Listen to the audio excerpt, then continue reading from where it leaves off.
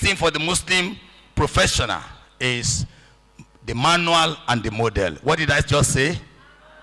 The manual is the Quran, the model is Muhammad. Manual, you see it in Quran 22, verse 123 to 125. Can you repeat that verse? Quran 22, verse what? 123 to 125. Allah says, anyone who follows the guidance, فَلَا يَدِلُّ وَلَا يَشْكُرُ, such a person shall never be misled. Such a person shall never be miserable. So as a Muslim professional who wants to discharge his or her duties, you don't joke with the Quran. You do 7 things with the Quran. How many things? You learn the Quran. As you leave here, go and register in one Quranic school immediately. You cannot have BSc, MBA, PhD, and you remain uneducated about your Lord, the most important one. Is it a deal? Okay, say, I will learn. Write it. I will learn the Quran. Learn. Write it. Then I will read the Quran. That's number 2. Are you writing? Number 3, I will understand the meaning of what I read. Number 4, I will follow what it says. Number 5, I will memorize it. Number 6, I will teach others. Number 7, I will propagate Islam with it. That's the manual. The model is Muhammad. Who is our model? Muhammad was a professional. He was not a layabout. So now, Quran 33 verse 21. It's your job now. I'm rushing. So Quran 33 verse what? I shouldn't waste my time. Will you check it? Okay, Quran 3 verse 31 again. I've said 33 verse 21. Now I'm giving you Quran 3 verse 31. Those who follow Muhammad as a model, these are the Muslim professionals. For example, Muhammad was known as Al-Amin, the trustworthy. How can you be a Muslim professional and not trustworthy? You must activate trustworthiness in you now. He was trusted to the extent that even the disbelievers were keeping their money with him. And you remember when he wanted to go on Hijrah, what did he do? He returned all their money to them. Once you are known for this, for honesty, for trustworthiness, that is what brings you out as a Muslim professional. Also, a Muslim professional has a golden rule. What's the golden rule? Anytime anything he does or wants to do violates what Allah wants to do, like I said, it's a no-no. I give you an example. A journalist is a professional. His master or boss gave him a news item. Go and publish it. Meanwhile, he has not investigated. Immediately, you should remember Quran 49 verse 6. Quran what? Which makes it compulsory for him to do what? To investigate. Ya ayyuhal ladina amanu in ja'akum fasiqun binaba'in fatabayyanu. Number 2, if it's a salesman, you are a salesman. Do you know about Eskimo? Who knows about Eskimo here? Okay, let's talk about a community that is extremely cold. Can you sell a refrigerator to them? Can a Muslim sell a refrigerator to an Eskimo? So there is this statement that a good salesman is he who must be able to sell a refrigerator to an Eskimo. It means he's a salesman in the world because he's able to cheat people by selling to them what they do not need. But a Muslim professional, can he do such a thing? He does not do it. Why? Because that is cheating in Islam, is haram. You don't sell something to someone who does not need it. I told you that I don't have diabetes. You say you have to buy it because you can have diabetes tomorrow. A lawyer is a professional. Is he allowed to defend criminals? Lawyers are here. Are you allowed to defend criminals?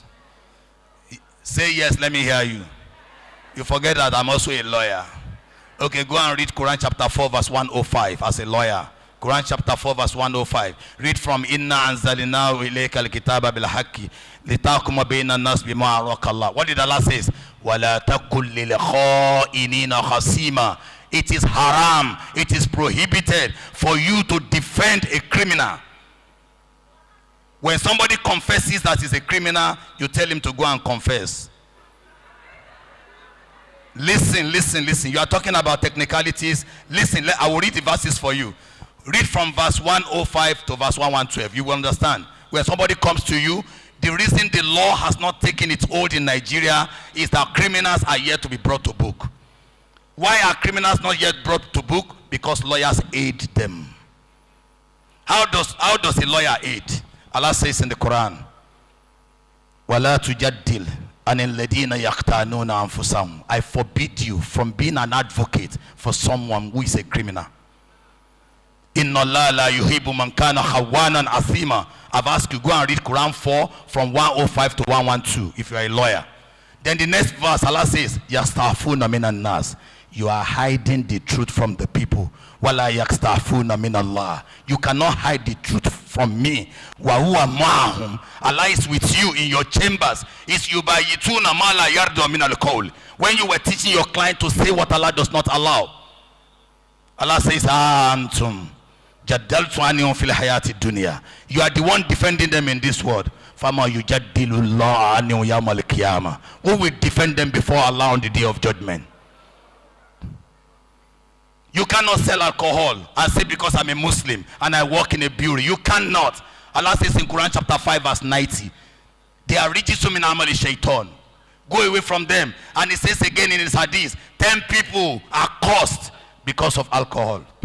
The one who distills, the one for whom it is distilled, the one who drinks it, the one who transports it, the one to whom it is transported, the one who serves it, the one who buys it, the one for whom it is bought.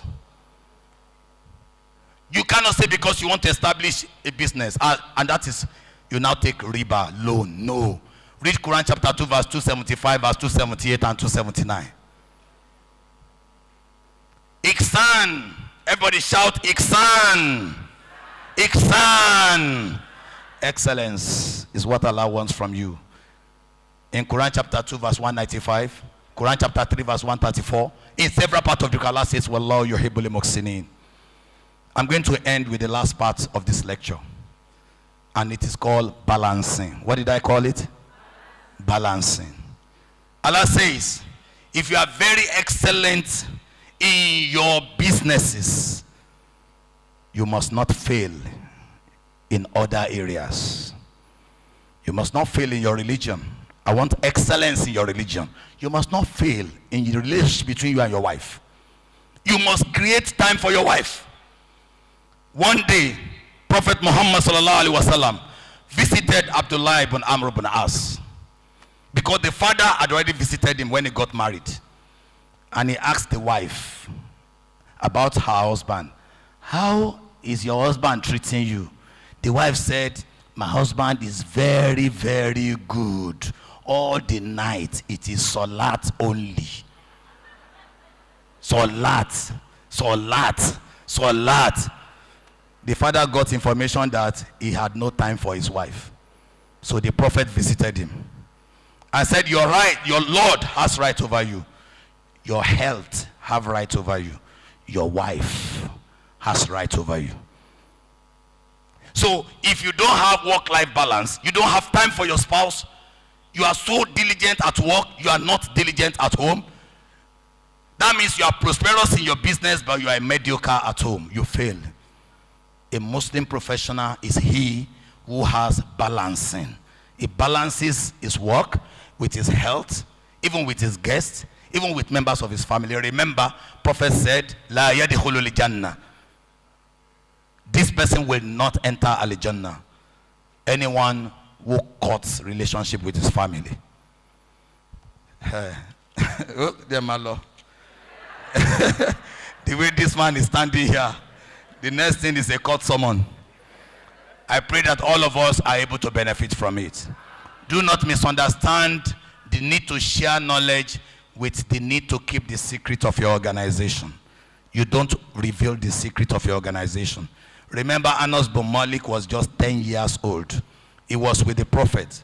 Prophet ﷺ whispered to his ear, Anas, go and do this, but don't tell anybody. So when Anas finished doing it, his mother saw him and said, Anas, where are you coming from? He said, the Prophet ﷺ asked me to do something. What did he ask you to do? I'm your mother, you must tell me. Anna said, prophet said, it's a secret. The mother said, and you know the mother, very righteous woman, Sulaim. He said, a secret must be kept secret. So your company may have a unique selling value which nobody knows. Don't reveal it.